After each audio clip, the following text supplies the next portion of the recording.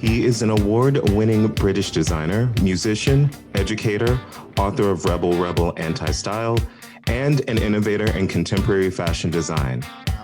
What don't you know about it is what I want to ask. You know, it's like it's absolute walking encyclopedia of fashion and music. So. Wow, after that build-up, I think I should just go home now. I grew up in the north of England in a town called Doncaster.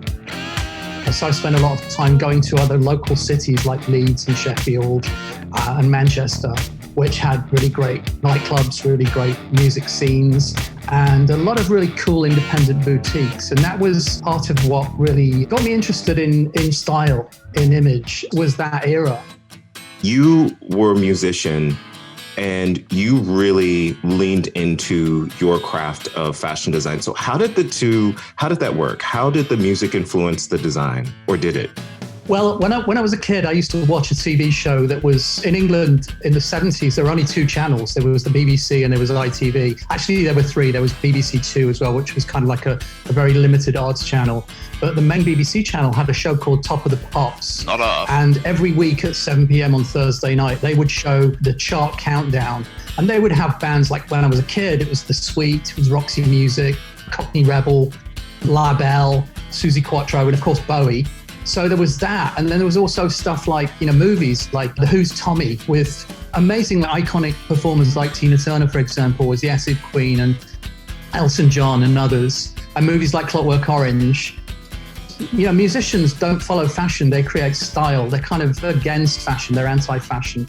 So that was really what indoctrinated me into being interested in image. I would see these people on TV and they looked like they came from outer space. They looked so glamorous. And that's really what kind of brought me into fashion, is really loving what musicians wore. My dad was conscripted into the army, so he went off and was stationed in Libya for a while, which was a life-changing experience for him. And there was actually in a movie, the army were asked to help to stage a movie called Black Tent. And my dad said that was the best 3 weeks of his army life. So sort of post that, he came back to England and met my mum, and they became young entrepreneurs and opened hairdressing businesses. And pretty much everything I've learned in terms of creativity and commerce really come from my mum and dad. Wow. Now this explains why your hair is always styled so well. My mum was styling my hair from a young age, so I was kind of the experiment again. No, they're super cool because they would allow me to actually be very expressive as a teenager. When punk happened, I was kind of making my own punk rock clothes. My mum would cut my hair to kind of look like Johnny Rotten. And they were very open and they were very tolerant, I guess. They would let me go to gigs. I was 13, 14 years old, and they would let me go off with my friends to go and see Susie and the Banshees or The Clash or whoever. And, they were very tolerant. And then when New Romantics kind of happened and I started wearing makeup and dyeing my hair, orange and tottering around on platform shoes, they're also very tolerant of that, which I can't say the rest of Doncaster was. And that must have been kind of, tough in Scotland, because I remember growing up in Yorkshire, it was pretty hard. It was hard, except, we had a few people that, you respect and admire, a few followers, musicians. Roxy Music came out in 72, David Bowie had been around for a while. So there were a few kind of fashion icons who broke the mold. Right. So they had kind of eased the way a bit for something that was a little different. In the late 70s, England was in the grip of a punk rock explosion, and that really inspired so many teenagers to get out there and make their own clothes, form their own bands and write their own songs. So me and my school friends put together a band which we called Sordid Details. And we made a real racket in my mum and dad's garage, and eventually conned our local vicar into letting us play in the church hall. I think we told the vicar we were a folk band or something like that. So right after that point, punk kind of dissipated somewhat. The Sex Pistols split up. The Sex Pistols had to implode. You couldn't survive. We knew we were going to fail. And most of the other punk bands kind of moved on to a slightly different sound. So the next real wave in popular culture, aside from mod revival and a ska revival, was this thing which became known as New Romantics. And it was kind of a throwback to the era of glam rock. So I managed to meet up with a bunch of other people who were similarly David Bowie, Roxy Music fans, and started hanging out in nightclubs which sprung up all around the country, from Manchester to Birmingham to Leeds to Liverpool, and in my hometown of Doncaster. And me and my friends, we put together this band, the second band, called Wonder Stories, which was named after a science fiction magazine. We made a bunch of recordings, got on the radio in England, and got some patronage from major Radio 1 DJs, and got a lot of press, actually. The first bit of press that we got for the band was in this publication called ID magazine. And ID, along with The Face, were the beginnings of kind of popular culture in the UK at the time.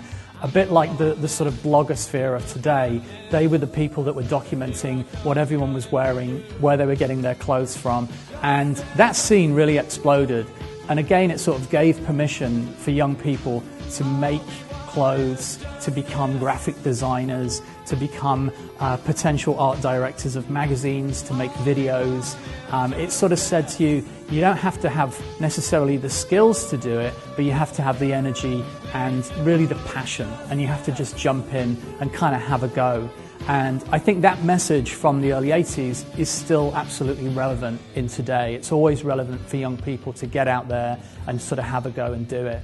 And while this was happening, I was seeing in the local newspapers and in the national newspapers nightclubs in London that were populated by people who went to this art school in London called Central St. Martin's. And I thought, wow, they look like they're having a great time, so I want to go there too. And that really was my jumping off point from that band into moving to the south of England, to London, to the big city. And it really was an accelerated learning experience for me at 18 years old, going to a major cosmopolitan location with a whole bunch of other kids from all over the country and some from other parts of the world, and really learning from a peer group. I find that in education you learn as much from your peers as you can from your instructors and your teachers. And through that, my textile tutor at the time introduced me to a woman who was putting together a book about t-shirts.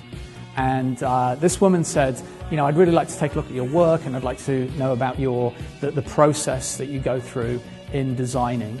And I want to hear some of your music because my husband is a manager. And I thought, oh wow, that's cool. Who does he manage? Well, he manages Adam and the Ants. Okay, I've heard of them. So this lady called Alice Hiller invited me around to her house, and I met her husband, Falcon Stewart, who was, you know, one of the most experienced and kind of legendary punk and post-punk managers at the time. So Falcon took me under his wing and got me some studio time at Manchester Square EMI Records, which is where anybody that knows the Beatles' red and blue albums, where they're leaning over the balcony of their record company, that's the building. Very, very famous. So EMI gave us some studio time. We went in, we started recording, and we were hooked up with this guy who was an engineer of the Pink Floyd Dark Side of the Moon album. And he said, wanting to impress us, oh, you know, Freddie Mercury's in the next studio. He's recording. Do you want to meet him? And we were like, no. Arrogant kids, you know. So we put together a bunch of recordings for EMI. Falcon then took us to another major label called MCA Records, and they gave us studio time and sent us off to the studio of a guy called Martin Turner. And we went off to his studio, recorded a bunch of tracks, which became the Watersport record, which Falcon then decided he was going to put out because he was starting his own record label. So again, it was that sort of do-it-yourself spirit, which I think has informed a lot of the things that I've done and a lot of things that I personally believe in, which is kind of having your creative expression, putting it together in a way that you really believe passionately in, and then getting it out into the world. I kind of moved to London and studied at St. Martin's, and very quickly fell into this way of making things and actually finding a customer for them.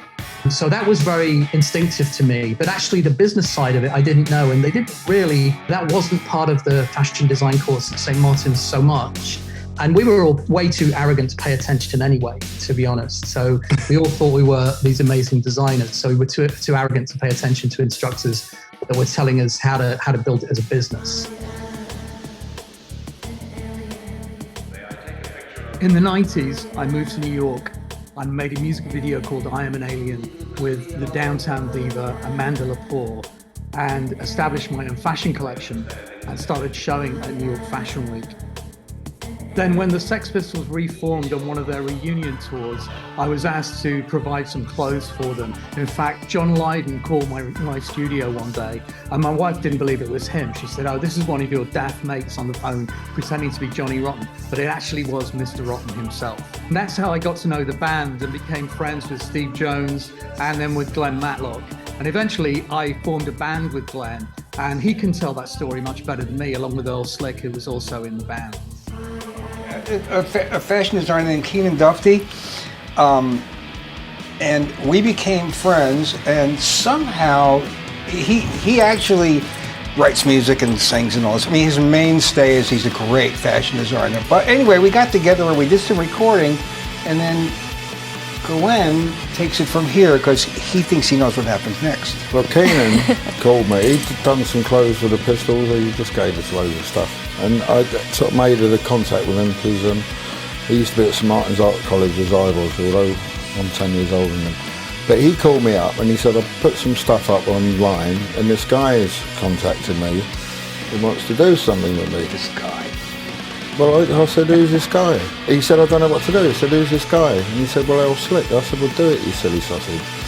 And he said, "Would you play bass on it?" And I said, "Well, yeah, send me the files over." And then he called me a couple of days later and he said he's friends with Clem Burke as well. He said Clem said he'd play drums in it. I said, "Well, I'll tell you what, if Clem's going to do it and Earl's going to do it, book a studio and I'll come over to the States." And that's what we did. So you want to be a rock and roll star? Music is never something that I've made a living through. It's a passion of mine, but I really want to be involved in that world. So to really focus on that it's incredibly powerful. It's sort of, there's a great book called Creative Visualization that kind of teaches you to visualize what you want to do and then become that. In 2007, I collaborated with David Bowie on a fashion collection for the American retailer Target. And I have to say, it was such an absolute pleasure. David had such incredible creative energy and a real generosity of spirit. And he was a really funny guy. I remember in the middle of a meeting saying, "Oh, I've lost my thread." And he said, "Oh, that's not very good for a fashion designer." You had an amazing career. And the thing is I didn't even say everything you do.